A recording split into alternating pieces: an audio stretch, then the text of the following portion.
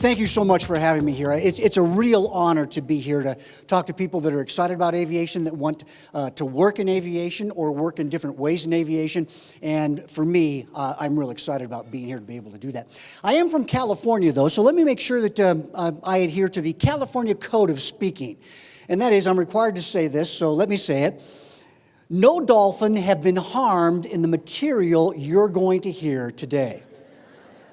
So I'm required to say that. However, last night, a lobster didn't make it. So just want to make sure you understand that. This is such an incredible place. When you think about it, Reno, kind of like Las Vegas, is a city that is built on wishes. Is that not true? People come here and they wish that they make money. Of course, based on the size of the building and the beautiful things in the building, I'm pretty sure that doesn't occur for most people. I think they leave money more than they make it. This was the only place, and this occurred in 2004, where I heard a slot machine, a lady put money into a slot machine, pulled the handle, and the machine actually did this. Maybe the machine is still here. The machine said this. She pulled the handle, and all of a sudden, in a Stephen Hawking's voice, I heard this: "Good luck." The machine wished her luck. And I'm thinking to myself, that is so cool. We need that voice circuitry. We can use that on an airplane. Think about it. Connect that to the gear handle. You put the gear handle down and you hear, "Good luck." Oh, that's great. Great. I'm going to get me more luck by raising and lowering the gear 3 or 4 times. Unbelievable. Folks, this is an exciting place to be. Aviation's, I don't know. There's so many things you can do in life, but being involved in airplanes, it's just a little different. I get so excited about airplanes. In fact, I'm here to witness to you. I still get excited by the Cessna 150 flyby. No, really. No, you're laughing at the wrong stuff. I like the Cessna 150 flyby more than I do the Mooney flyby, the Malibu flyby, the Boeing 747 flyby. And you want to know why? Because it lasts so much longer. It's truly an amazing thing. But it is interesting, though. We come to a city built on wishes to acquire knowledge, which, when you think about it, is antithetical to what some people come here for.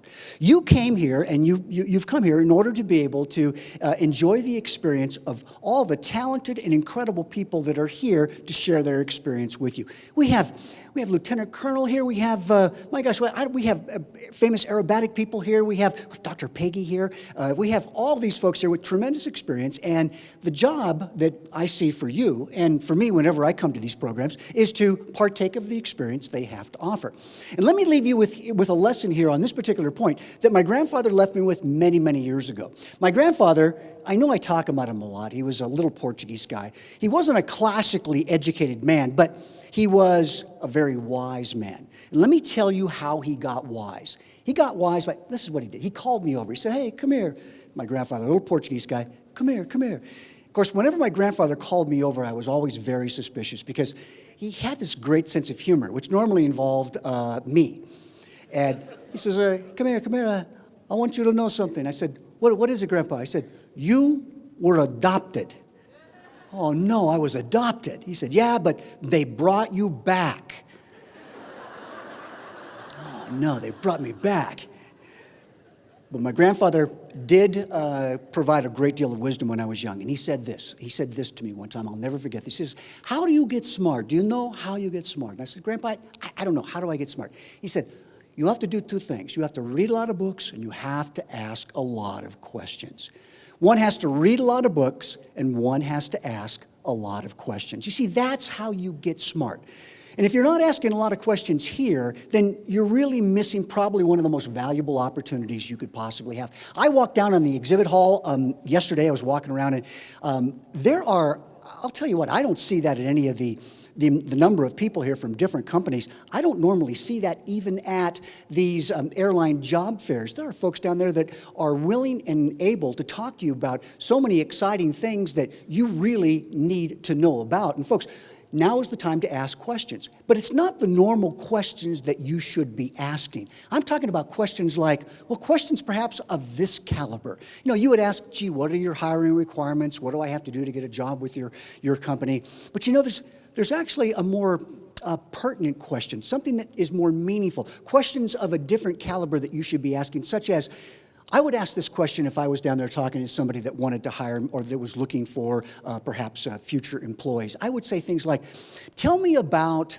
the most unique person that you recently hired. Tell me about the individual that most impressed you, that maybe didn't have the greatest amount of experience, that most impressed you by virtue of their character. See, when you start asking those kind of questions, you do one of two things. You collect, connect, and convey. You acquire some great information, but most importantly, in my estimation, you impress the person that you are talking to because you're asking questions most other people don't ask. That's a powerful thing to do. So please remember, read a lot of books and ask a lot of questions.